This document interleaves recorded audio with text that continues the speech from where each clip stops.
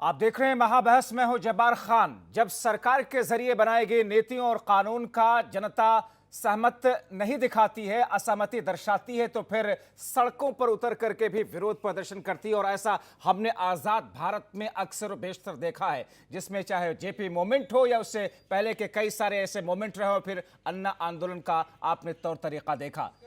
84 दिन हो चुके हैं किसानों के इस आंदोलन को, और ऐसे में आज जो रेल रोको अभियान किसानों ने शुरू किया पूरे देश में अलग अलग जगहों पर, हालांकि किसानों ने इस बात का खास ख्याल रखा कि कहीं पर हिंसा ना हो सके।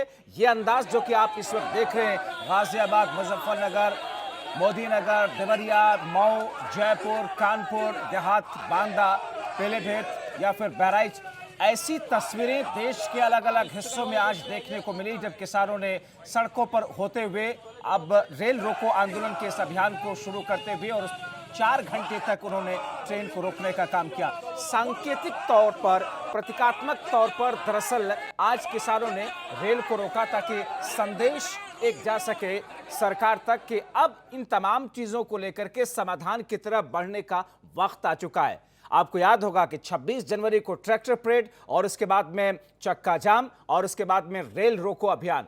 हालांकि इस बीच में कुछ कुछ जगहों पर किसानों ने आज रेल यात्रियों को, जो कि ट्रेन रोकने के बाद में उन्होंने यात्रियों को कहीं पर दूध दिया, फल दिया, कुछ दवाइयां दी, इस तरीके से उनको समझाने की कोशिश की अपनी बातों को। साथ ही साथ में पुलिस कर्मियों के साथ में भी अच्छा व्यवहार आज दिखाया है, क्योंकि 26 जनवरी को जो कुछ हुआ था किसानों के इस आंदोलन को लेकर के एक बड़ा प्रश्न चिन्ह लगा था। आज इस रेल रोको अभियान के खत्म होने के बाद अब एक बार फिर से किसान इस बात को लेकर के हुंकार भर रहे हैं कि हम पश्चिम बंगाल जा रहे हैं, 1 महीने तक वहां पर ट्रैक्टर रैली भी करेंगे। इस किस्म की बातें किसान आंदोलन की तरफ से सामने आ रही हैं। राकेश टिकैत ने आज फिर से सख्त लफ्जों में चिताया कि हम सरकार के होश ठिकाने ला देंगे। आज हम चर्चा इसी पर करेंगे कि क्या रेल रोको अभियान के बाद में किसी नए दौर की शुरुआत होने जा रही है, किसानों के आंदोलन के रूप और स्वरूप में किस किस्म का बदलाव होगा, क्या सरकार अपनी स्ट्रैटेजी में किसी तरह की कोई तब्दीली करेगी, क्योंकि जाट लैंड से खिसकते हुए जो पूरा वोटों का समीकरण है वो भी क्या सरकार के लिए एक चिंता का सबब है। आज चर्चा इसी पर हमारे साथ में कई सारे खास मेहमान इस वक्त जुड़ चुके हैं। सीधे रुख करते हैं, उनका तारुफ कराते हैं। भारतीय जनता पार्टी के नेता आर के मिश्रा जी हमारे साथ में हैं, कांग्रेस पार्टी के नेता चंद्रमोहन शर्मा जी हमारे साथ में हैं, और समाजवादी पार्टी के नेता प्रवक्ता आशीष मिश्रा जी हमारे साथ में, वरिष्ठ पत्रकार के तौर पर अनिल मिश्रा जी हमारे साथ में, और भारतीय किसान संगठन के अध्यक्ष राजेंद्र यादव जी हमारे साथ में। आप सभी का शुक्रिया के साथ में स्वागत है। शुरुआत में राजेंद्र यादव जी आपसे ही करना चाह रहा हूं। रेल रोको अभियान आपने शुरू किया और 4 घंटे तक चलाया, खत्म हो गया, अब क्या इसका कोई फायदा आपको मिला? देखिए, फायदा तो सबसे पहले यह है कि जो सरकार जो है किसानों के चरित्र पर को दागदार कर रही थी, वो चरित्र किसानों ने दिखा दिया है। किसान जो है आतंकवादी नहीं है, किसान बहुत ही शांति प्रिय है और शांति से सारी बातें करना जानता है। और हमने सिर्फ एक सांकेतिक सरकार को चेतावनी दी है कि हम शांतिपूर्वक कर सकते हैं। हमारी शांति के पीछे आप जो है, जो आपकी जो घटिया मानसिकता है, उस मानसिकता को मत क्या कहते हैं दर्शाइएगा, आप हमें बदनाम मत करिएगा। 26 जनवरी की घटना का पश्चाताप करके आपने दिखाया इस आंदोलन के जरिए। नहीं, देखिए, पश्चाताप नहीं है, सांच को आंच नहीं है। मैं बताता हूं आपको कि सच को परास्त नहीं कर सकते हो। सच ये था कि जो 26 जनवरी की घटना थी उसके पीछे कहीं ना कहीं सरकार की मंशा थी, सरकार के द्वारा प्रायोजित वो कार्यक्रम था। मैं उस पर द्वारा नहीं चाहता, क्योंकि बहुत लंबी बहस उस पर हो चुकी है और वो लोग भी पकड़े गए हैं, कहीं ना सब लोग पकड़े जा रहे हैं। उनसे बुलवा लीजिए, मीडिया से रूबरू करा दीजिएगा, वो अपने आप बता देंगे कि किसका हाथ था किसका हाथ नहीं था। तो इसमें किसानों को बदनाम करने की सिर्फ कोशिश थी। और आज जो किसानों ने देखा है, तो मैं चाहता हूं कि पूरे देश ने देखा है कि किसान कितने शांतिपूर्वक तरीके से अपनी मांग जो है कितने सरकार के सामने रख रहे हैं और जन जागरण कर रहे हैं, कि जनता को बता रहे हैं कि इससे क्या क्या फायदा है, क्या नुकसान है। इससे कहीं से भी ऐसी कोई अप्रिय घटना देखने को नहीं मिली पूरे देश में कि रेल रोकी गई या तो आपका आरोप है कि 26 जनवरी को तो भारतीय जनता पार्टी ने और केंद्र की सरकार ने सब कुछ कराया। देखिए, तो 26 जनवरी को सरकार करा सकती है, तो आज तो पूरे देश में आप लोगों का आंदोलन था, आज क्यों नहीं हुआ फिर? देखिए, मैं उसका भी मैं उदाहरण दे देता हूं, क्योंकि सरकार का जो चरित्र था वो सबके सामने जग जाहिर हो गया था। जो लोग उसे करने वाले थे उनके फोटो आप लोगों ने ही टीवी चैनलों पे दिखाए थे कि प्रधानमंत्री जी के साथ थे, गृह मंत्री जी के साथ थे, अन्य बड़े बड़े राजनेताओं के साथ थे। तो कहीं ना कहीं फिर इनको ये लगा होगा शायद कि कहीं कुछ करा होगा तो फिर ना पकड़े जाओ। ठीक है, इसका मतलब सरकार ने सीख लिया आपके शब्दों में। अगर आर.के. मिश्रा जी, अगर अब राजेंद्र यादव जी के शब्दों में कहें तो सरकार को चिंता भी हुई इस बीच में, और एक डर भी हो रहा है, इसलिए सरकार ने अपनी स्ट्रेटजी में बदलाव किया। देखिए जब्बार जी, आपने बहुत बहुत धन्यवाद आपका, जो आपने इस चैनल पे हमें अपने पक्ष रखने का एक मौका दिया। बहुत बहुत धन्यवाद आपका। देखिए, मैं एक चीज कहना चाहूंगा, जो कि भाजपा की हमेशा से स्पष्ट राजनीति रही है। जनता को कभी उसने कभी भ्रमित नहीं किया। राजनीति उन्होंने की है, लेकिन भ्रमित करने वाली राजनीति कभी नहीं करी है। हमेशा से संगठन में हम लोगों को सिखाया जाता है, जो कि अंत्योदय की भावना, अंत्योदय की धारणा जो है सो हमें सिखाया जाता है, और उसी धारणा के साथ हम लोग जनता के बीच में जाते हैं, और एक राष्ट्र को सशक्त बनाने के लिए जो भी कदम उठाना होता है वो हम उठाते हैं। चाहे विश्व में, जैसे अभी प्रतियोगी विश्व है अभी, और इसको वैश्विक स्तर पर किसी भी विषय को कैसे ले जाना है, ये हमेशा से भाजपा के संगठन में सिखाया जाता है। आर.के. मिश्रा जी, जो किसानों के ऊपर खालिस्तानी, चीनी समर्थक, पाकिस्तानी समर्थक, आतंकवादी, ये सारे टैग थे, आज के इस आंदोलन, इस अभियान के बाद में वो हट गए हैं। आज जो शांतिपूर्वक तरीके से हुआ वो टैग अब हट चुके हैं। नहीं, अभी उसी विषय पे आ रहा हूं, जरा मुझे बोलने का मौका दीजिए पहले। देखिए, देश की अर्थव्यवस्था हो या राष्ट्र की सुरक्षा, आर्थिक रूप से कमजोर व्यक्ति हो या मध्यम वर्ग, हमेशा से सरकार शिद्दत और स्पष्टता के साथ उसकी जिम्मेदारी उन्होंने निभाई है और निभाती रहेगी। देखिए, विपक्ष को राजनीति करनी है, करे, राष्ट्र के निर्माण में वो कहीं बाधा उत्पन्न न करे, ऐसा हमारा आग्रह है। देखिए, किसान आंदोलन अभी तक जैसे पहले होता रहा था 2 महीने तक, 26 जनवरी की घटना के बाद, और एक चीज बताइए, जो कि 26 जनवरी की घटना के बाद क्या किसान ही, मैं उन्हीं से, राजेंद्र जी से मैं पूछना चाहता हूं कि किसान ही क्या इस चीज को बर्दाश्त करेगा जिसमें देश की एकता और अखंडता की बात आए?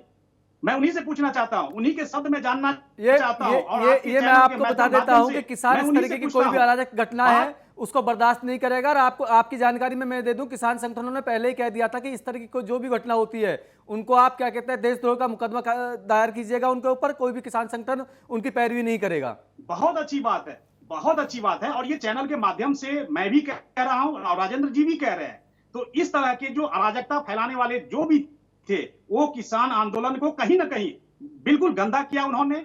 जो किसान जो अच्छी धारणा के साथ अपना आंदोलन कर रहे थे, यानी कि आप दोनों की निगाह में सरकार ने अपने आप को साफ पाक बना लिया, किसान संगठनों ने आज के इस अभियान के बाद में खुद को साफ पाक बना लिया, और ऐसे में चंद्रमोहन शर्मा जी, विपक्ष के ऊपर सारा आरोप आ गया कि साहब जिम्मेदार तो आप ही लोग थे, आप ही लोगों ने भड़काया और सब कुछ करवाया।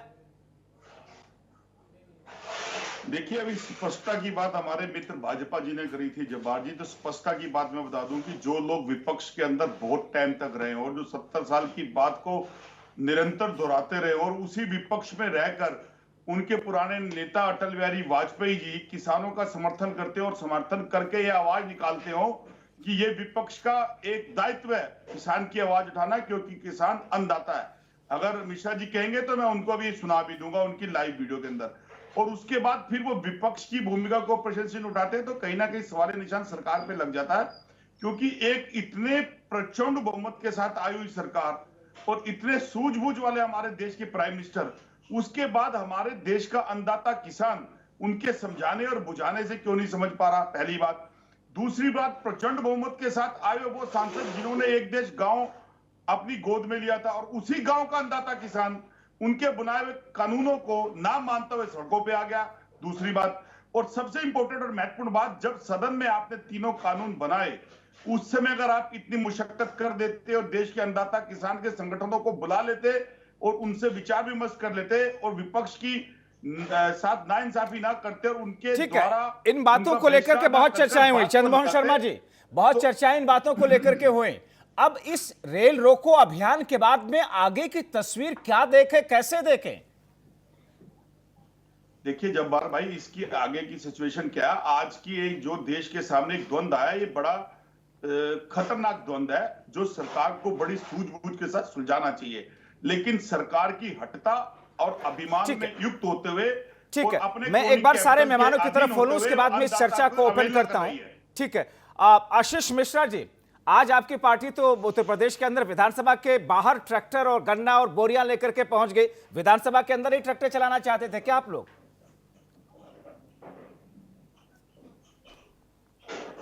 विधानसभा के अंदर नहीं, ये एक सिंबॉलिक है कि हम किसानों के हित के साथ लड़ाई समाजवादी पार्टी जमीन पे लड़ेगी, लड़ती रहेगी। एक चीज मैं आपको और करेक्ट करना चाहूंगा, ये एक नैरेटिव सेट किया जा रहा बार बार कि आप लोग हम लोग ये जाट लैंड या जाट के आंदोलन है।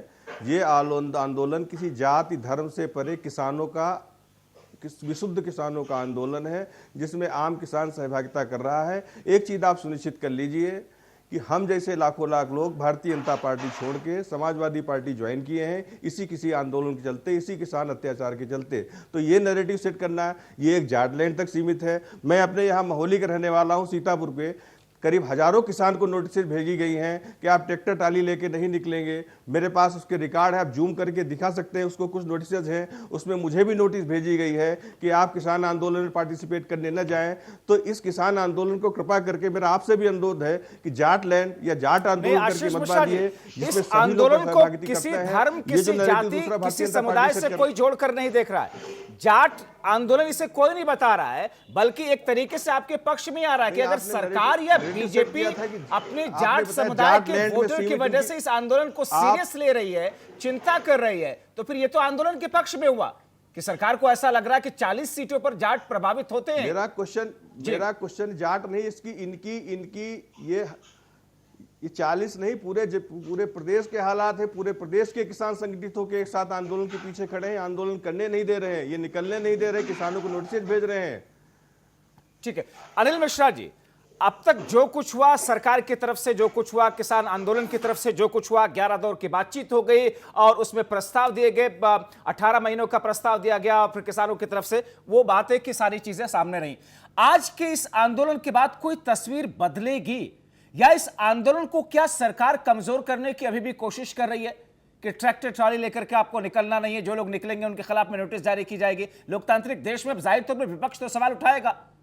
नहीं, बिल्कुल देखिए, सरकार प्रयास तो पहले दिन से कर रही है, पर जब वो पंजाब से चले सभी या इधर अपने उत्तर प्रदेश में, पश्चिमी उत्तर प्रदेश के किसान चले हैं, तो उनको कहाँ कहाँ रोका गया, कैसे कैसे रोका गया, ये सब ने देखा है। तो ये रोकने का ही प्रयास था। और जब उस पर भी शोर मचा, उस पर सरकार को लगा शायद हम इस तरह रोक नहीं पाएंगे, तो उसके बाद फिर वो जहाँ जहाँ बैठ गए, जो बैरियर बनाया गया कि आपको एंट्री नहीं दी जाएगी, आप यहीं पर बैठिए, तो उसके बाद उन जगहों पर, जैसा भी हमें भाजपा के प्रवक्ता कह रहे थे, बड़ी बड़ी बातें की, सुनने में बहुत अच्छा लगता है। लेकिन मैं 26 जनवरी की चर्चा होती है, मैं इन्हीं से पूछूंगा कि चाहे वो सिंधु बॉर्डर हो, टिकरी बॉर्डर हो या यहाँ पर गाजीपुर बॉर्डर पे, जिस तरह से आप ही की पार्टी के नेताओं के द्वारा और कार्यकर्ताओं के द्वारा पुलिस के संरक्षण में घुसकर किसानों को उकसाने या उनसे भिड़ने का प्रयास किया गया, पत्थरबाजी हुई, क्या क्या नहीं हुआ, क्या हुआ उसमें? जो चीजें आंखों देखी साफ दिख रही हैं, जिसका पूरा सब कुछ सिद्ध हो चुका है, उस पर कोई कार्रवाई नहीं है। आरोप किसानों पर लगा देना, तो निश्चित रूप से समझ में आता है कि किसानों को कहीं ना कहीं दबाने का प्रयास किया जा रहा है। आज रेल रोको आंदोलन हुआ। अब अगर आप पिछले 5 दिनों से देखें तो मीडिया वर्ग भी 2 वर्ग में बटा हुआ है। एक बहुतायत मीडिया वर्ग है, वो किसानों के आंदोलन के काफी खिलाफ जा रहा है। ये मैं बिल्कुल पत्रकार होकर निष्पक्ष होकर कह रहा हूं। यहां तक कि पिछले 1 हफ्ते से आप देखें तो किसान हार गए, किसान, आप बॉर्डर पर जाके देखिए, इक्का दुक्का किसान बचे हैं, सब वापस चले गए, सब मतलब किस तरह खबरें छप रही हैं और किस तरह की खबरें दिखाई जा रही हैं। तो कहीं ना कहीं आज रेल रोको आंदोलन, चूंकि 26 जनवरी के आंदोलन के बाद एक बहुत बड़ा प्रश्न चिन्ह लगा था, किन परिस्थितियों हुआ, क्या हुआ, वो अलग विषय है। लेकिन रेल रोको आंदोलन के बहाने किसानों ने एक बार फिर कहीं ना कहीं ये अपने आप को प्रूव किया है कि हमारा आंदोलन कमजोर नहीं पड़ा है, हम आपस में बिखरे नहीं हैं, हम एकजुट हैं और हम अपने आंदोलन या अपने विरोध को इस शांतिपूर्वक ढंग से आपके सहयोग के साथ हम दिखाते रहेंगे। हाँ, आपने पूछा आगे भविष्य क्या दिखता है। निश्चित रूप से मैं कह सकता हूं कि अब भविष्य अगर कुछ अच्छा देखना चाहते हैं या इसके आंदोलन का रिजल्ट चाहते हैं, तो इसमें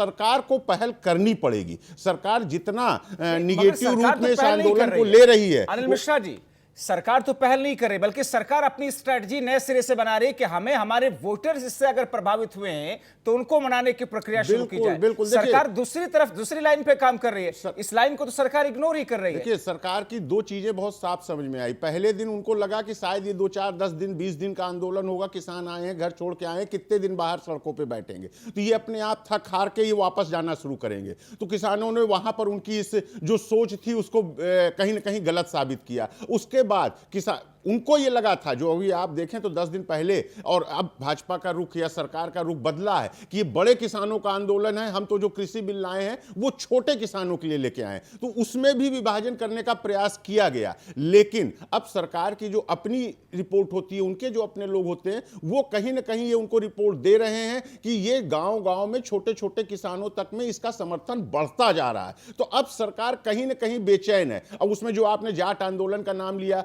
चूंकि इसको हरियाणा और पश्चिमी उत्तर प्रदेश में ज्यादा माना जा रहा है, यहां पे जाटों का ज्यादा वो है, तो उनको ये है कि अपने नेताओं को बुला के उन जाटों के नेताओं को के थ्रू आप किसान जो हैं उनको कहीं ना कहीं समझाइए या बरगलाइए या दबाइए। जैसा भी सपा के नेता आरोप लगा रहे थे कि नोटिस भेजना या आंदोलन में भाग नहीं लेना, तो निश्चित रूप से इस तरह की प्रक्रियाएं अपनाई जा रही हैं। यहां तक कि एक कानून पास किया गया था कि आंदोलन में अगर कोई जाएगा तो उसको इतने का बॉन्ड भरना पड़ेगा। जब इस तरह की अगर रवैया सरकार अपनाएगी तो मुझे नहीं लगता शायद सरकार इससे कहीं फायदे में रहेगी। सरकार दिनों दिन अपना कुछ न कुछ नुकसान करती जा रही है। शायद सरकार को अब अपना सब चाहे अहम कह लें, घमंड कह लें, या इस मसले को सचमुच शांति से आगे बढ़कर किसानों को गले लगाकर किसानों से बातचीत करके कहीं ना कहीं इनको हल करने का प्रयास करना चाहिए। ठीक है, और वो प्रयास फिलहाल दिख नहीं रहा, क्योंकि बीते दिनों में जिस तरीके से जो आखिरी बातचीत हुई थी उसमें यह कहा गया था कि साहब ये हमारा आखिरी प्रस्ताव है, इसके बाद में हम कोई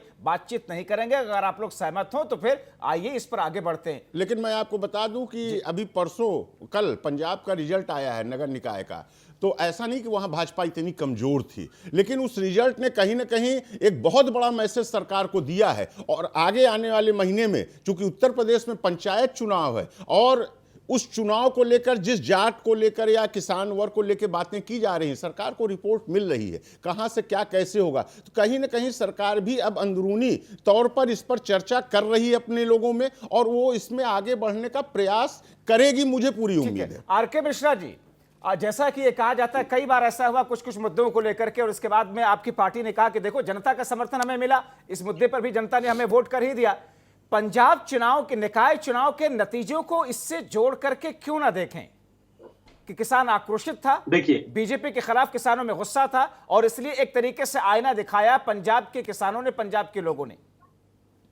देखिए ऐसा है, हमारा गठबंधन पंजाब में अकाली दल के साथ था, ये आपने देखा होगा। तो कहने की बात है, ये जो पंजाब के जो निकाय चुनाव हुए हैं उससे अगर पूरी परिप्रेक्ष्य को एक नजरिए से अगर देख लेंगे तो ये तो थोड़ा सा सही नहीं होगा। मैं इतना कहना चाहूंगा, राजनीति अपनी जगह है और समस्याएं अपनी जगह है। किसान के लिए प्रधानमंत्री जी ने खुद भी संसद में हो, चाहे राज्यसभा में हो, चाहे लोकसभा में हो, उन्होंने पूरी शिद्दत के साथ, स्पष्टता के साथ उन्होंने बोला जो कि आइए हमसे बात करें। अब ये कहेंगे जो कि किसान उस चीज को पता नहीं कैसे नजरअंदाज कर रहे हैं और आंदोलन किस विषय पर कर रहे हैं, अब यही समझ में नहीं आ रहा है। द्वार पर चौकीदार लगा रखे हैं, दरवाजे बहुत भारी भारी दरवाजे लगा रखे हैं, किसान बात किससे करे? दरवाजे आपने बंद कर रखे हैं, बैरिकेड आपने लगा रखे हैं, बात करने कहां जाए भैया? आप प्रधानमंत्री जी कहते हैं मैं आपसे एक कॉल दूरी पर हूं, वो कॉल नंबर कौन सा है, वो नंबर बता दीजिएगा जरा। एक चीज बताइए, ये जो 40 किसान नेता अपने में ही उनका मतभेद इतना चल रहा है जो वो एक प्लेटफॉर्म पर आने की कोशिश ही नहीं कर रहे। कल भी मैं एक चैनल पर था और किसान नेता वो दोनों अपने में ही भिड़ गए, उनका मत ही एक नहीं था, वो एक प्लेटफॉर्म पर बात ही नहीं कर रहे थे, उनका विषय अलग था, उनका विषय अलग था। क्या ये चीज है 11 दौर की वार्ता में देखने को मिली? 11 दौर की वार्ता हुई थी, 11 दौर की वार्ता के अंदर देखने को मिली जो कमिटमेंट। देखिए जो 40 किसान नेता वहां पर कमिटमेंट करके आते हैं, वो क्या गाजीपुर बॉर्डर हो चाहे सिंधु बॉर्डर हो, क्या वो किसान नेता या किसान जो अपने वहां पर बैठे हुए हैं, क्या उन्होंने उस चीज को माना? वो खुद भी इसमें कहां नहीं माना? कमिटमेंट करके आएंगे। मैं देता हूं आपको उसका जवाब, मैं दे देता हूं आपको, बड़ा अच्छा जवाब है इसका। जी बोलिए। आपके कृषि मंत्री जी 11 दौर की वार्ताएं करते हैं और 13 बिंदुओं पर संशोधन करने की बात करते हैं और बड़ी बेशर्मी से, मैं बिल्कुल खुले मन से कहता हूं, बड़ी बेशर्मी से संसद में ये पूछते हैं कि कानून के अंदर काला क्या है, आज तक किसान बता नहीं पाए। तो इससे ज्यादा बेशर्मी की क्या बात होगी कि कृषि मंत्री 11 दौर की वार्ता कर लेते हैं, 13 बिंदुओं पर संशोधन करने की बात करते हैं और उसके बाद संसद में खड़े होकर कहते हैं कि काला क्या है, आज तक बताया नहीं है किसी ने। देखिए तो ये क्या है, ये सिर्फ बरगलाने वाली बात है आप लोगों को कि वहाँ क्या बात करते हैं क्या नहीं। ये तो आप लोगों का सीधा सीधा आप लोग आईना देखिएगा कि कृषि मंत्री जी आज तक यही समझ नहीं पाए, ना किसानों को समझा पाए, फिर आपने 11 दौर की वार्ता किसी बात के लिए। राजेंद्र जी एक मिनट पहले मेरी हमारी भी सुनिए, पहले हमारी भी सुनिए। आप जो कह रहे हैं काला कानून है, तो क्या संशोधन के लिए अगर तैयार हो, सरकार तैयार है, तो क्या ये काला कानून हो गया क्या? नहीं, उनका कहना यह है कि अगर इस कानून के अंदर कमी नहीं थी तो आप संशोधन के लिए तैयार कैसे हो गए। इनका कहना यह है कि अगर कानून के अंदर कमी नहीं थी तो फिर संशोधन के लिए तैयार होने के क्या मायने हैं। और काला होने का मतलब कोई चीज काली डॉट वहां थोड़ी डाली होगी, कमियों को ही काला बता रहे हैं। तो आपके कृषि मंत्री जी की नीयत बता रहा हूं कि कितनी काली है। आपके कृषि मंत्री जी की नीयत कितनी काली है वो उन्होंने संसद में अपने वक्तव्य में दे दिया कि 11 दौर की वार्ता चर्चा करेंगे। चंद्रमोहन शर्मा जी, किसानों को ये नहीं बता पाए कि चंद्रमोहन शर्मा जी आप कुछ कहना चाह रहे थे, मैं आपकी तरफ आऊं, लेकिन एक सवाल का जवाब दीजिएगा आर के मिश्रा जी। ये इसको पंजाब के चुनाव के नतीजों को जोड़ करके क्यों ना देखा जाए, इस आंदोलन के बीच में या इस आंदोलन के बाद में पहला चुनाव हुआ है निकाय चुनाव। आप हैदराबाद के निकाय चुनाव में अगर जीतते हैं तो वो एक बड़ी कामयाबी के तौर पर प्रोजेक्ट किया जाता है। आप अगर दूसरी जगहों पर छोटे चुनाव को जीतते हैं, कामयाबी के तौर पर प्रोजेक्ट किया जाता है। पंजाब के चुनाव को जहां पर बीजेपी बुरी तरीके से हारी है, तो फिर इसे आप क्यों नहीं स्वीकार करते कि हाँ ये इस आंदोलन का नेगेटिव पहलू सामने आया सरकार के ऊपर। देखिए जब्बार जी, ऐसा है, इस मुद्दे को पंजाब के निकाय चुनाव से जोड़ना, उसके रिजल्ट से जोड़ना, ये सही नहीं होगा। फिर आप इसका मतलब ये है जो कि इस चीज को आप ठीक से आप उसको इंटरप्रिटेट नहीं कर पा रहे हैं। तो आप मैं तो यही कहूंगा, देखिए मैं ये कह रहा हूं, इसको इसके साथ जोड़ना बिल्कुल नहीं। हमारा अकाली दल के साथ था, ये गठबंधन था, पहले से भी था, और इस बीच में जैसे किसी वजह से, किसी उनके व्यक्तिगत मतभेदों की वजह से जैसे ये टूटा ये गठबंधन, तो कहने का मतलब इसको आप इस बात को क्यों नहीं स्वीकार करते? उन्होंने तो खुले तौर पर किसानों के मुद्दों को लेकर के आपसे वो अलग हुई। नहीं, किसानों के मुद्दे पर आपसे अलग हुई। आप ये कह रहे हैं किसी व्यक्तिगत मतभेद की वजह से, और वो तो ठीक रहा आपके ऊपर अकाली दल फोड़ रही है कि बीजेपी की वजह से हमारी भी हालत काफी नाजुक हो गई पंजाब के अंदर निकाय चुनाव करते हैं। उनका व्यक्तिगत उनका समस्या था, इस वजह से उन्होंने हमारे साथ गठबंधन से अलग हुए। अनिल मिश्रा जी कुछ कहना चाह रहे थे इस पर। मैं मिश्रा जी की इस बात का जवाब देना चाह रहा था। मैं कोई राजनीतिक बहस में नहीं आना चाहता हूं, लेकिन चूंकि इन्होंने जो लॉजिक अभी दी तो मैं इनको याद दिला दूं कि नवंबर 2020 तक में कई स्टेट में पंचायत और नगर निकाय के चुनाव हुए थे, और जब उसका रिजल्ट आया, और ये सच है कि उसमें भाजपा को बढ़त मिली थी हर जगहों पर, तो प्रधानमंत्री से लेकर भाजपा के एक एक मंत्री और एक एक पार्टी ने पूरे देश में घूम घूम कर ये कहा था कि देखिए अगर आंदोलन ये जो किसान कर रहे हैं, जबकि तब आंदोलन पंजाब तक सीमित था, तो ये जो कर रहे हैं अगर किसान इनके साथ होते तो मैं जीतता नहीं। तो जब आप आंदोलन की शुरुआत नहीं थी, उसके पहले चुनाव में जो जीते हुई, चाहे वो निकाय का हो, पंचायत का हो, तो आपकी पूरी सरकार उसका डंका पीट रही थी, देखिए किसान मेरे साथ है। तो आज आप एक जब आंदोलन चरम पर है और उस दौरान एक चुनाव होता है जहां पर आपकी अच्छी पकड़ है, वहां हारते हैं, तो इसको सहज स्वीकारिए कि हाँ वहां के किसान हमारे विरोध में खड़े हो गए। अब उसमें अगर चार बहाने आप करके देंगे तो मुझे लगता है शायद किसी गले उतरेगा नहीं। बोलने को आप फ्री हैं, कुछ भी बोल सकते हैं। देखिए अनिल जी, ऐसा है, इसमें कोई बहाना वाली कोई बात ही नहीं है। मैं तो उस विषय पर आपको लाना चाह रहा हूं, आप लोगों को कहना चाह रहा हूं, जो कि बिल्कुल ही इसका जो रिजल्ट है वो बिल्कुल डिफरेंट है। इस चीज को आंदोलन से जोड़ना ये सही नहीं है, मैं इतना कहना चाहूंगा। इसके पहले जो चुनाव रिजल्ट को आपने जोड़ा वो सही था। ठीक है, सवाल और जवाब के बीच में जिस पार्टी को सबसे ज्यादा कामयाबी मिली है पंजाब में, चंद्रमोहन शर्मा जी, इस आंदोलन की वजह से पंजाब के निकाय चुनाव पर बड़ा असर पड़ा है, क्यों ना इसको माने? देखिए जब्बार भाई, मैं अपने भाई आर के मिश्रा जी की बातों का जवाब दूंगा, क्योंकि आर के भाई ने भी लास्ट में बोले कि इसका डिफरेंट है। मैं आर के भाई को आज बड़ा कर देता हूं कि बाद में इसका डिफरेंट है। इसका सबसे बड़ा डिफरेंट तो इस बात से आता है क्योंकि पंजाब वो देश है जिसने स्वतंत्रता आंदोलन की लड़ाई की अहम भूमिका लड़ाई थी, और पंजाब के वो लोग हैं जिन्होंने किसान आंदोलन की भी पहले अव्वल जलाई, और किसान पंजाब वो लोग हैं जहां पर लोगों को देश के जनमानस की आवाज समझ आती है। वहां पर आपका हिंदुत्व कार्ड और ये जो कार्ड आप खेलते हो वो नहीं चला, वहां एक कार्ड चला मेहनत कर किसान का, और उसने मुंह तोड़ आपको जवाब दिया।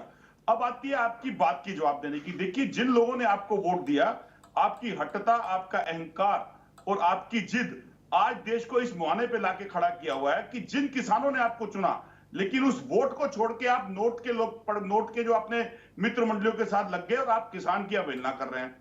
अब आपसे किसान बार बार अगर बात करता रहा, 14 दौर की बात गुजर जाने के बाद भी आप निष्कर्ष में कोई हल नहीं निकाल पाए, तो आप ठीकरा विपक्ष पे दे दो, क्योंकि विपक्ष की नीति भी आप अपनाते हो। ठीक है, विपक्ष की ठीक है। चीजों को भी अपनाते हो। आर के मिश्रा जी रिस्पॉन्ड कीजिएगा, फिर मैं आशीष जी आपकी तरफ आता हूं। जी, बिल्कुल। 70 साल को जो चंद्रमोहन जी, 70 साल की बनी चीजों को आप बेचते हो और उसके बाद आप कहते हो कि 70 साल में डेवलपमेंट नहीं हुई।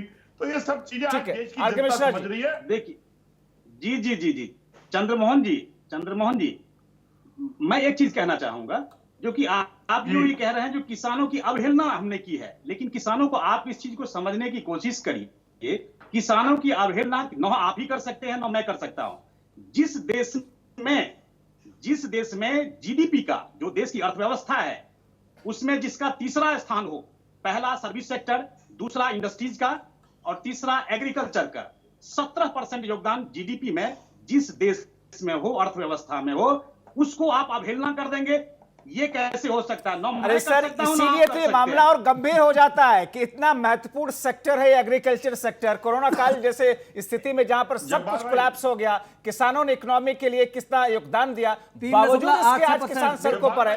मुझे ठीक है, मैं इस चर्चा को आगे बढ़ाऊंगा। एक रिस्पॉन्स देना चाहूंगा, जल्दी से मुझे ब्रेक पे जाना है। बिल्कुल, आज मैं एक पॉजिटिव रिस्पांस देता हूं अपने मित्र भाजपा की। देखिए, अगर खुले दिल से अगर आप जितनी रिस्पेक्ट आज आपने करी है किसानों की, अगर माननीय देश के प्रधानमंत्री और गृह मंत्री कर दें, मैं आपके चैनल पे बैठ के कहता हूं, जिम्मेवार नागरिक की तरह किसान खुले दिल से आपकी बात मानेगा। लेकिन आपके निरंतर मंत्री और संतरियों ने किसानों का अपमान किया, उन्हें टेररिस्ट किया, माओवादी बोला, उनको मार्क्सवादी बोला। लेकिन अगर आप जैसा कोई व्यक्ति किसानों की बात को सुने, देश का किसान हमारा अन्नदाता है, वो हमें अन्न देता है, हमारे से अलग नहीं है, लेकिन आपकी सरकार ने और आपके नेतृत्व ने उसको अनदेखा कर रखा है। यही रिजल्ट है आज सरकार के कारण देश को भी भुगतना। चलिए, इसी बिंदु से मैं इस चर्चा को आगे ले जाऊंगा। आशीष जी, मैं आपकी तरफ आता हूं ब्रेक के बाद। जाहिर तौर पर, हालांकि चंद्रमोहन जी ने जिस बात का जिक्र किया, बीजेपी की तरफ से दोनों तरह की बातें सामने आई। प्रधानमंत्री नरेंद्र मोदी हो, गृह मंत्री अमित शाह हो, या फिर दूसरे बड़े कद के नेताओं ने हमेशा किसानों की तारीफ की, उनके लिए सरकार की तरफ से उठाए गए कदमों की सराहना करते हुए बखान किया। लेकिन उसी पार्टी के दूसरे नेताओं की तरफ से, यहां तक कि हरियाणा के एग्रीकल्चर मिनिस्टर की तरफ से शर्मनाक बयान भी आए कि लोग तो हार्ट अटैक से घर में बैठ करके मर जाते हैं किसानों की मौत पर। उन्होंने कहा कि उस बयान को उन्होंने वापस ले लिया। तो दोनों तरह की बातें की गई है। नैरेटिव किस तौर पर सेट कहां सूट करता है, कैसे होता है, वो तमाम चीजें भी देखने को मिल रही। छोटा सा ब्रेक लेते हैं, फौरन लौटते हैं, चर्चा जारी है।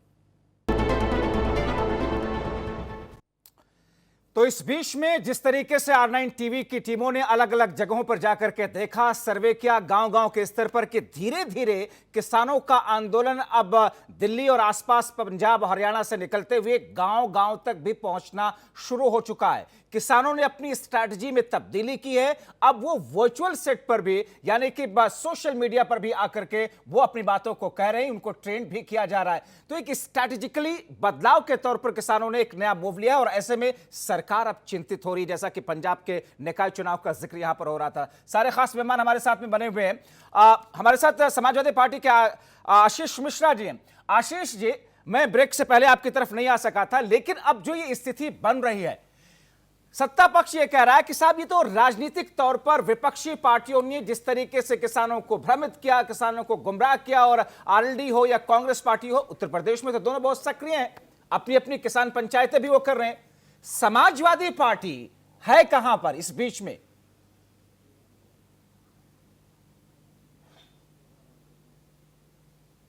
समाजवादी पार्टी समाज में किसानों के जितने भी मुद्दे हैं उनको समय समय पर तत्परता से हर समाजवादी पार्टी का कार्यकर्ता, हमारे राष्ट्रीय अध्यक्ष जी उठाते रहे हैं। इसको हर कार्यकर्ता प्रतिबद्ध है। यहाँ पे जो भारतीय जनता पार्टी है वो सिलेक्टिव पॉलिटिक्स करती है। वो पंजाब चुनाव पे नहीं बोलेंगे, उन्नाव के मसले पे नहीं बोलेंगे, हाथरस पे नहीं बोलेंगे। और इनकी संवेदनशीलता देखिए कि एक इनके नेताओं का मान मर्यादा देखिए किस तरीके से चारित्रिक हनन करते हैं। वो कहते हैं किसान को हार्ट अटैक मर जाते हैं, इससे बेहतर है वहां आके मरे। ये इनकी किसान के प्रति संवेदनाएं हैं। अब माननीय प्रधानमंत्री जी ने राज्यसभा में जो स्टेट दिया उसके भी सिलेक्टिव अप्रोच लेके दिया। उन्होंने कहा हमें थोड़ा टाइम दे देना। मैं क्लियर कर दूं एक चीज, वो स्टेटमेंट दिया है कि एमएसपी था, एमएसपी है, एमएसपी रहेगा। ये जो एमएसपी की बात करते हैं, ये एमएसपी वो है जो फूड सिक्योरिटी एक्ट के तहत पीडीएस में डिस्ट्रीब्यूशन करने के लिए लिमिटेड मात्रा में गेहूं और धान का भंडारण करते हैं। उस धान भंडारण को, गेहूं भंडारण को पीडीएस के माध्यम से डिस्ट्रीब्यूट करते हैं और उसके लिए एमएसपी निर्धारित किए हैं। किसानों की मांग बड़ी जायज है कि भाई हमें एमएसपी जो मार्केट में हमें छोड़ रहे हो, मार्केट के हवाले कर रहे हो छोटे छोटे किसानों को जिनके पास 2 बीघे जमीन है, 1 बीघे जमीन है, उनके लिए एमएसपी निर्धारित करिए। उसके नीचे अगर कोई खरीदे तो उसके लिए दंड का प्राविधान हो कानून में। मैं भाजपा के प्रवक्ता से पूछना चाहता हूं, भारतीय जनता पार्टी की नेता से, इसमें सरकार पे कौन सा बोझ पड़ने जा रहा है कि हमारे किसान भाई की इतनी जेन्युइन मांग है कि आप वो एमएसपी निर्धारित कर दीजिए। नहीं आशीष जी, जिसके वो तो सरकार ने तय कर लिया है कि जो रिपोर्ट है कि 6% के आसपास एमएसपी पे खरीदारी होती आई है वो वही रहेगी, उससे बढ़ने वाली नहीं। और अगर उसको बढ़ाना चाहती सरकार तो फिर प्राइवेट ट्रेडर्स के लिए उसे जरूरी कर देती, लीगल वैधता उसकी कानूनी प्रावधान को उसमें शामिल कर दिया गया होता। मैंने आपसे जो सवाल पूछा मैं उस एमएसपी की बात नहीं करता हूं, मैं उस एमएसपी की बात नहीं करता हूं। नहीं, मैं समझ रहा हूं कि सरकार ये कह रही है कि एमएसपी तो है, खत्म नहीं कर रहे हैं, सरकार खत्म भी नहीं कर रही है, लेकिन सरकार उसे जरूरी भी नहीं कर रही ताकि बाहर के जो ट्रेडर्स आए वो भी कम से कम मिनिमम सपोर्ट प्राइस पर खरीदने के लिए बाध्य हो। लेकिन आशीष जी, आप ये देख रहे होंगे बीते कुछ दिनों से ये किसानों की ये एमआरपी नहीं है, एमएसपी है जी। आप देख रहे होंगे कि ये एक ऐसा मौका है जिसमें आरएलडी आपकी एक तरीके की सहयोगी पार्टी है, वो तो अपना अलग अलग जगहों पर महापंचायत किसानों के लिए कर रही है। कांग्रेस पार्टी ने महापंचायत किसानों के लिए करना शुरू किया, 2-3 जगहों पर किया है। मैं इसलिए आपसे सवाल पूछा था कि आम आदमी पार्टी ने भी उत्तर प्रदेश में चुनाव को देख करके, निकाय चुनाव का पंजाब का जिक्र चल रहा था, निकाय उत्तर प्रदेश में पंचायत के चुनाव है, फिर फौरन उसके बाद में विधानसभा के चुनाव है। समाजवादी पार्टी इस मौके का फायदा उठाना नहीं चाहती, उठा नहीं रही है, या फिर समाजवादी पार्टी अभी अपनी स्ट्रैटेजी बना रही है? समाजवादी पार्टी मौके का फायदा नहीं उठाती। समाजवादी पार्टी किसानों के हित की लड़ाई लड़ रही है। आपके प्रश्न का जवाब ये है कि राजनीति में मौके का फायदा, मौके पर ही तो चौका लगाया जाता है। राजनीति में मौके पर अगर आप फायदा नहीं उठाएंगे, बिल्कुल उसमें गलत क्या है? राजनीति करने के लिए राजनीतिक पार्टियां, किसानों के हित को लेकर मैं स्वयं 40 से 50 किसान पंचायत में जा चुका हूं जनपद सीतापुर में, और हमारे समाजवादी पार्टी के कार्यकर्ता जगह जगह पर समाजवादी पार्टी के अपने लोगों से मिलके अपने किसानों के बीच में उनके हितों की काम उठा रहे हैं जगह जगह मौका पा रहे हैं। क्या ट्विटर पे मिलते हैं क्या? आशीष जी, आरके मिश्रा जी कोई चीजें सूट कर रही है? सवाल आपसे, ट्विटर पे आप लोग मिलते हैं, बताइए। नहीं, वो ये कह रहे हैं आप मिलते हैं सर। आशीष जी बताइए। समाजवादी पार्टी हो या कांग्रेस हो, सबका अपना ग्राउंड। मैं ट्विटर पे नहीं, मैं सीतापुर में गांव मिलता हूं अपने। आप लोग ट्विटर पे मिलते हैं, फेसबुक पे मिलते हैं। अपना ग्राउंड बनाने की कोशिश कर रहे हैं। आप लोग फेसबुक पे मिलते हैं, ट्विटर पे मिलते हैं, कोशिश कर रहे हैं। अरे महाशय, एक चीज समझिए, बिल्कुल बनाएंगे आप। अरे ग्राउंड आप खो दिए हैं, इसीलिए बना रहे हैं। ग्राउंड आपका था, आपको वोट दिया था, आपको इलेक्ट किया था इतनी थम्पिंग मेजॉरिटी से। आप जमीन खो दिए, जमीन पे हम जाएंगे, जमीन बनाएंगे, किसानों के मुद्दे उठाएंगे। खत्म हो चुकी है, चाहे वो समाजवादी पार्टी हो चाहे जन की समस्याओं के लिए समाजवादी पार्टी का प्रत्येक कार्यकर्ता समाज में लड़ाई लड़ रहा है, जमीन पर लड़ाई लड़ रहा है। मिश्रा जी, आप चिंता मत करिए, आपकी जमीन खिसक चुकी है। ये केवल ट्विटर से, ये केवल फेसबुक से, ये केवल इंस्टाग्राम से चिंता आपको है, खाली किसानों को ले जाके भगवान भरोसे छोड़ दिए। आशीष जी, एक सेकंड, ये ग्राउंड पर जा आरके मिश्रा जी, तो ये मान लिया जाए ये किसान जो है भड़काए हुए नहीं है किसी राजनीतिक दल द्वारा। एक सेकंड, किसान के पास ट्विटर नहीं है। एक सेकंड राजेंद्र जी, एक सेकंड। गजब है भैया। आरके मिश्रा जी, लोगों की पार्टी आपको, आरके मिश्रा जी वो ये कह रहे हैं कि हम ट्विटर पर, फेसबुक पर इसलिए ज्यादा है कि हम जाते हैं आंदोलन में तो आप लोग चार्जेस लगा देते हैं, अरेस्टिंग कर लेते हैं, गिरफ्तार कर लेते हैं, देशद्रोह के चार्जेस लगा देते हैं, क्या करें? वो कह रहे हैं कि आपकी सरकार तो ऐसा कर रही है। देखिए, ऐसा है, इस देश में अभी जो सरकार है वो पारदर्शी सरकार है, ट्रांसपेरेंटेड सरकार है, ट्रांसपेरेंटेड गवर्नमेंट है। इसमें ये कांग्रेस का पारदर्शी 70 साल का ठोको हिसाब सरकार किताब है, नहीं ठोको पीटो इसमें सरकार है, जनता को पारदर्शी खरीद सरकार करके है। रखा जाता था। थोड़ा आप धारा 370 से लेकर के थोड़ा आप दिल पे हाथ रख के पूछ लो कि ठोको पीटो सरकार है, पारदर्शी सरकार नहीं है। ये कांग्रेस की ठीक है, ठीक है, ये चर्चा जरा दूसरी तरफ जा रही है। ठीक है, राजेंद्र यादव जी की तरफ मैं आता हूं।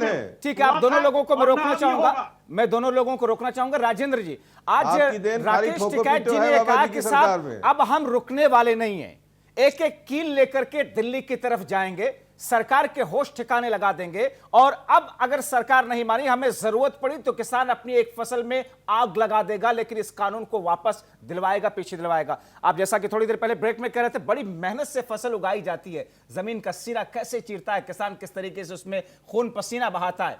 क्या अब इस लेवल तक आप लोगों को भी समझ में आ गया कि सरकार करने वाली नहीं, बड़े कदम उठाने की जरूरत है आप लोगों को? देखिए, मैं सबसे पहले तो जो आग लगाने वाली बात है उसको नकारात्मक नहीं, उसमें सकारात्मक चीज़ थी।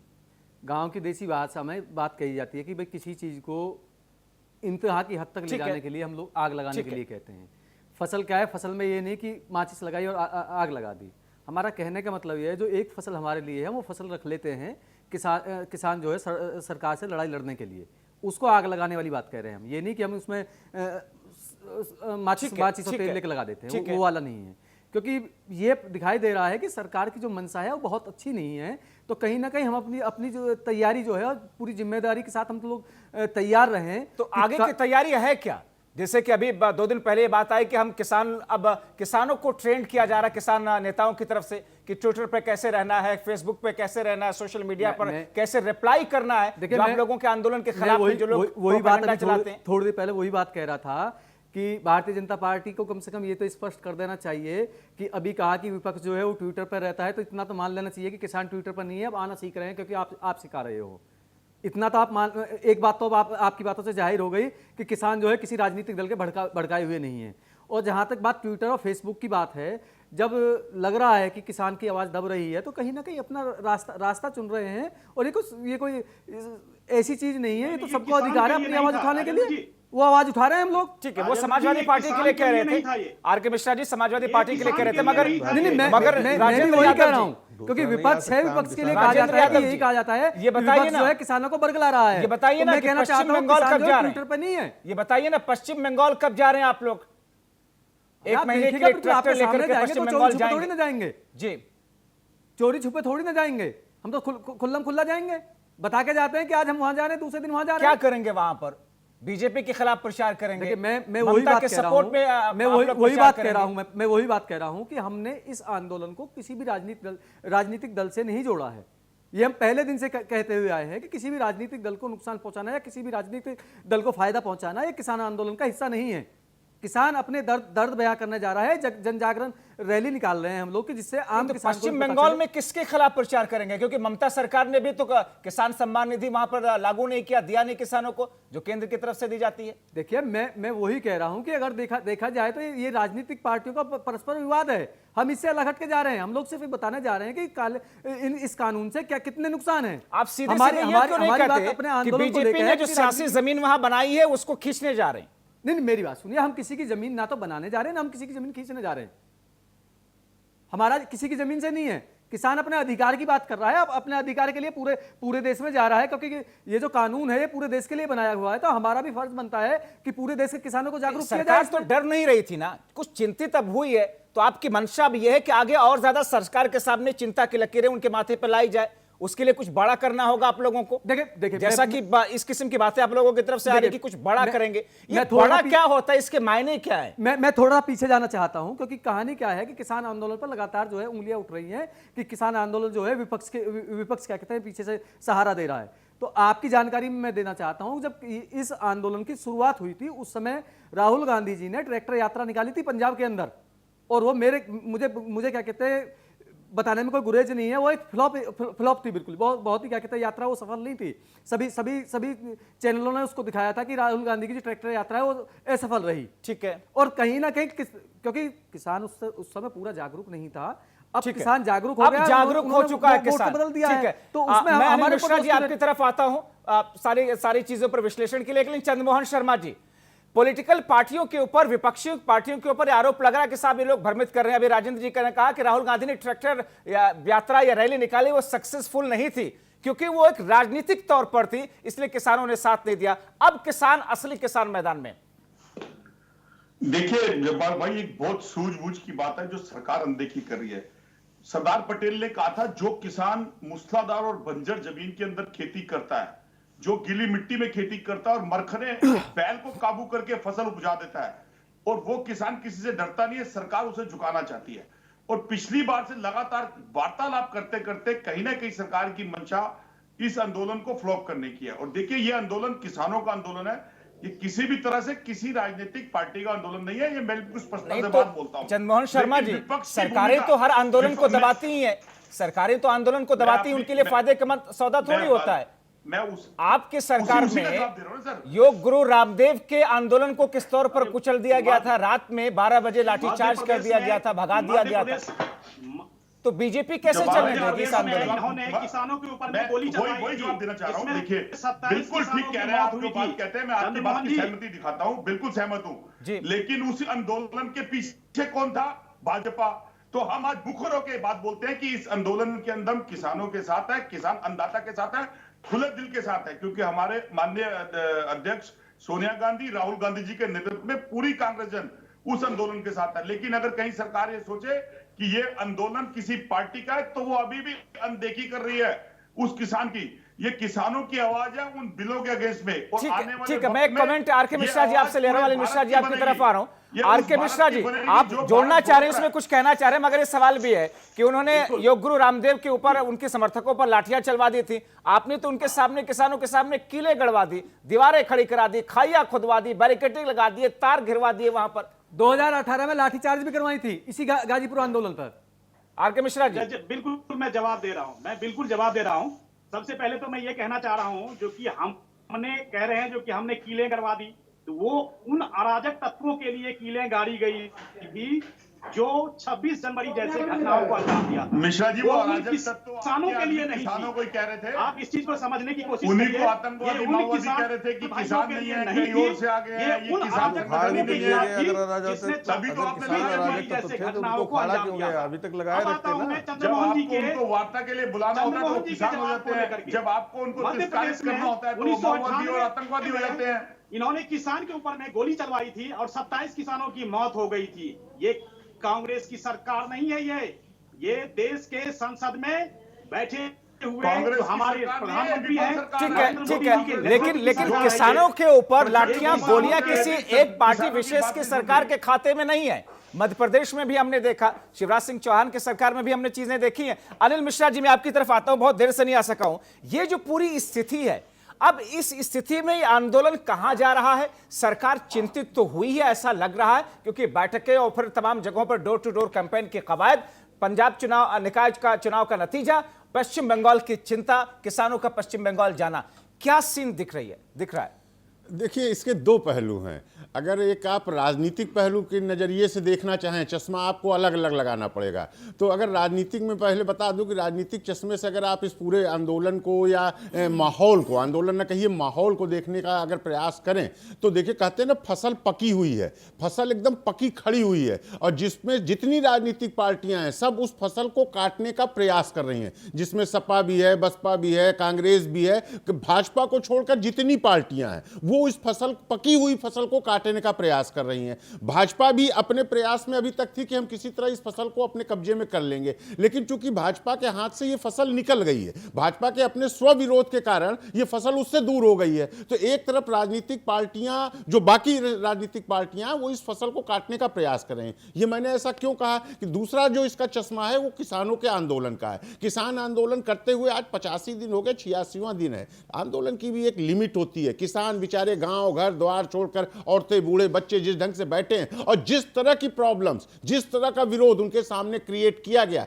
मानसिक रूप से भी, शारीरिक रूप से भी और चारित्रिक रूप से भी, तो उसमें किसानों का टूटना निश्चित रूप से है कि वो कहीं ना कहीं कमजोर पड़ेंगे। लेकिन यही राजनीतिक पार्टियों द्वारा उस पकी, जो किसानों का आंदोलन है जिसको मैंने पकी फसल कहा, तो जो इनके द्वारा खाद पानी इनको मिल रहा है आंदोलन के किसानों को, निश्चित रूप से उससे किसान आंदोलन में ताकत आ रही है, और वो ताकत जो है, शुरुआत में कहा जा रहा था कि ये आंदोलन जितना लंबा खींचेगा आंदोलन के हक में वो नहीं होगा, वो आंदोलन के लिए नुकसानदेह होगा क्योंकि किसान थकेंगे, कमजोर होंगे और सरकार के शायद वही मंशा थी, ऐसा कहा जा रहा था। लेकिन धीरे धीरे ये परिपक्व होता चला गया।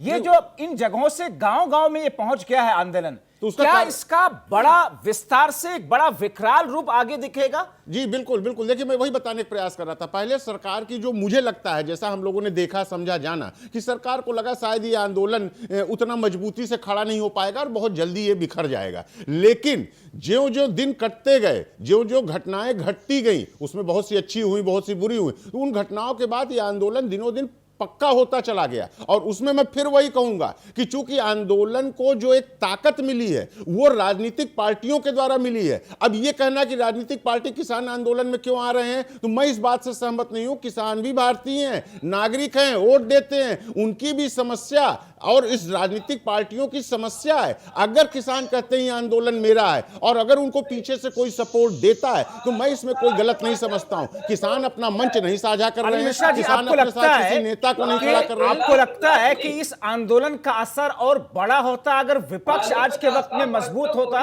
विपक्ष बहुत कमजोर है, आपको ऐसा लगता है कि विपक्ष बहुत कमजोर हो चुका है इसलिए सरकार पर वो असर नहीं पड़ रहा है? बिल्कुल, ये देखने में आप खुद देखें, क्योंकि विपक्ष बिखरा हुआ है। जिस ढंग से, बिखरा नहीं है, बिखार दिया गया है। जिस ढंग से सत्ता पक्ष की चालबाजी होती है उस ढंग से विपक्ष को तोड़ दिया गया है। और वो विपक्ष आज भी नहीं समझ रहा है, मैंने कहा ना पकी फसल, सब चाह रहे हैं कि हम इसको काट लें, लेकिन अगर ये यूनाइट होकर काटने का प्रयास करें तो निश्चित है सरकार के लिए बहुत बड़ी चिंता की बात हो जाएगी। सरकार अभी शायद इन्हीं चीजों को समझ रही है, देख रही है, वो मौके पर आने पर निश्चित रूप से कदम बढ़ाएगी। रिस्पॉन्ड कीजिएगा आर के मिश्रा जी। जी बिल्कुल सर, मैं ये एक चीज कहना चाहूंगा, जो विपक्ष अगर कमजोर है तो ऐसी स्थिति में लाने वाला कोई भाजपा की सरकार तो थी नहीं। इनके अपने जो कुकृत्य थे, जो इन्होंने 70 साल से इस देश को जिस तरह से आर के मिश्रा जी, क्या दिक्कत है? श्रेय ले लीजिए ना कि हम आए तो हमने विपक्ष को कमजोर कर दिया। आपने तो नारा दिया था ना कांग्रेस मुक्त भारत का, तो इसमें श्रेय लेने में आपको दिक्कत क्या जा रही है? अभी भी नारा दे रहा हूं, पहले भी नारा दिया था, अभी भी नारा दे रहा हूं। जो ऐसी पार्टियां जिन्होंने देश को जिस तरह से कमजोर करने की कोशिश की और जो बाहरी अराजक तत्व थे उनके साथ मिलकर के देश को कमजोर करने की कोशिश करी इन्होंने, चाहे वो चाइना हो चाहे पाकिस्तान हो, किसी के साथ भी। इसी बात से बहुत सारे सवाल आपकी पार्टी पर लोग उठाने शुरू कर देते हैं कि विपक्ष जब जनता के मुद्दे उठाता है तो सरकार ये कहती है कि साहब ये तो चीनी समर्थक है, ये तो पाकिस्तानी समर्थक आ गए। आप समझने की कोशिश करिए, आप इसको समझने की कोशिश करिए। जनता के मुद्दे नहीं उठाती है। अगर ये जनता के मुद्दे उठाते हैं, चंद्रमोहन शर्मा जी, वक्त बहुत कम है, रिस्पॉन्ड कीजिएगा। देखिए, आज देश के अंदर एक नई सरकार आई है जो 2014 के बाद आई थी। अगर देश का युवा उससे रोजगार मांगता है तो उसको आतंकवादी कह देती है, उसको फिक्रापस कह देती है। अगर देश की बहू बेटी अपनी इस्मत लुटने के अधिकार की बात करती है तो वो उसको किसी गैंग के साथ जोड़ देती है। अगर देश का किसान उससे कुछ मांगता है तो उसे भी वो आतंकवादी कह देती है। अब एक प्रमाण मिलता है डिबेट के अंदर, एक लाइन जरूर बोलना चाहूंगा, वो राष्ट्रता का प्रमाण डिबेट में आके हर भाजपा का व्यक्ति देता है, अपने आप को कहता है कि मेरे अंदर राष्ट्रवादिता है और बाकी जितने भी बैठे आपको मिला के जबर भाई आपके अंदर राष्ट्रता नहीं है क्योंकि आप भाजपा के नहीं है। वही काम आज वो बंगाल में कर रहे हैं, लेकिन नहीं तो फिर इसका मतलब हुआ ना कि आप लोग कमजोर बहुत हुए, विपक्ष अपनी जिम्मेदारी नहीं निभा पा रहा है, बहुत कमजोर पड़ जा रहा है सत्ता पक्ष के सामने। जो नैरेटिव सत्ता पक्ष सेट करता है विपक्ष उसके सामने नतमस्तक हो जाता है। जब्बार जी, मैं एक लाइन बोलना चाहता हूं फाइनल। जी जी जी, मैं इस सरकार की मंशा पर, चूंकि आज मेरा मन बड़ा दुखी हुआ, मेरा राजनीति से कोई लेना देना नहीं है, लेकिन अगर सत्ता पक्ष हर मामले में, हर कमी में, हर समस्या में केवल विपक्ष के ऊपर आरोप लगा दे तो कितना दुर्भाग्यपूर्ण है कि आज, मैं उदाहरण के साथ बता रहा हूं कि आज 1 लीटर पेट्रोल में 60 रुपए के लगभग टैक्स ले रही है सरकार और 90 रुपए के ऊपर बेच रही है। और हमारे देश के प्रधानमंत्री कहते हैं कि समस्या इसलिए आ गई कि कांग्रेस ने इसका ठीक से उपाय नहीं किया, ठीक से इसका सुविधा नहीं बनाई, नहीं तो आज हमें ये दिन न देखना था। तो मतलब इससे ज्यादा मैं समझता हूं कि अब उदाहरण क्या दिया जा सकता है कि 60 रुपए टैक्स लेने वाली सरकार, थोड़ा इसका भी आरोप आप सारे लोग एक साथ उनके ऊपर सवाल कर रहे हैं। आशीष मिश्रा जी, आखिरी कमेंट दीजिए, चूंकि आपने कहा कि आप बीजेपी से छोड़ करके समाजवादी पार्टी में आए हैं, आखिरी कमेंट के तौर पर फिर मैं आर के मिश्रा जी आपकी तरफ आ रहा हूं। मेरा सिर्फ मुझे आज बड़ा अच्छा लगा कि हमारे भारतीय जनता पार्टी के नेता ने ये स्वीकार किया है कि ट्विटर पे, फेसबुक पे अब इनको विरोध दिखने लगा है, और मैं भगवान से मनाता हूं कि ये खौफ अच्छा है, बना रहे। आपको शुभकामनाएं इस खौफ के लिए। आर.के. मिश्रा जी कुछ आश्वासन दे रहे हैं? जी बिल्कुल सर, कुछ आश्वासन देखिए, दे रहे हैं मैं क्योंकि एक ही- देखिए सर बहुत हो गया, ये 3 महीने की अवधि निकल देखिए, चुकी है, बहुत हो चुका है। क्या देखिए, क्या इस पर समाधान होगा या समाधान नहीं होगा, ये मान ले किसान और फिर वापस चले जाएं अपने घरों को? मैं मात्र 10 सेकंड लूंगा और मैं दोनों का जवाब देने की कोशिश करूंगा। आपने एक तो पहले तो आपने कहा जो कि ये सारे एक तरफ से लगे हुए हैं आर.के. मिश्रा जी के ऊपर में, मैं ये कहना चाहूंगा हमारे सारे मित्र हैं और अपनी अगर समस्याएं उनके नजर में अगर है तो सरकार के सामने में रख रहे हैं, उसको रिस्पॉन्ड करना बहुत अच्छी बात है। ये बात विवाद स्वस्थ मतलब अनुशासन की बात है, स्वस्थ राजनीति की बात है, ये बहुत अच्छी बात है। रह गई बात ट्विटर की बात कर रहे हैं, तो ट्विटर के लिए हमारा ये कहने का मतलब है ट्विटर के माध्यम से न जुड़ करके जन जन के बीच में जाकर के जो समस्या सुनी जाती है उसको हर एक राजनीतिक पार्टियों को आगे आना चाहिए। दूसरी बात, आपने कहा पेट्रोल डीजल ये वो पिछले सरकारों के द्वारा, निश्चित तौर पर इस चीज को आप नजरअंदाज नहीं कर सकते।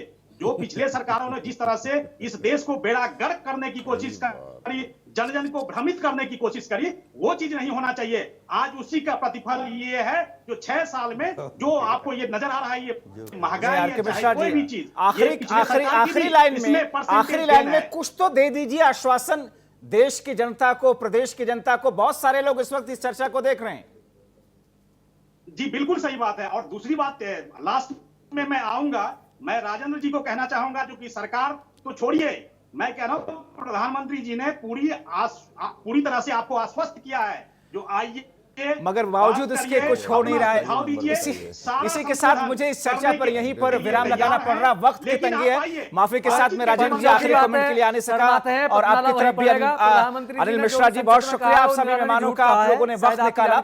आर.के. मिश्रा जी, आपने चंद्रमोहन शर्मा जी, आशीष मिश्रा जी, अनिल मिश्रा जी और राजेंद्र यादव जी। जाहिर तौर पर सवाल क्या अब नियत का है, सवाल क्या इंटेंशन का है, और सरकार ने यह सोच लिया कि साहब हमें यह करना ही नहीं है, और उसके बीच में जो कुछ है हम उसके लिए तैयार जरूर हैं, लेकिन इस लाइन के आगे हम नहीं जाएंगे। अगर ऐसा है तो फिर किसान अब आगे क्या करेंगे, क्योंकि किसानों के नई रणनीति दूसरे फेज की अब तैयार होनी शुरू हो रही है। आज की इस चर्चा में इतना ही।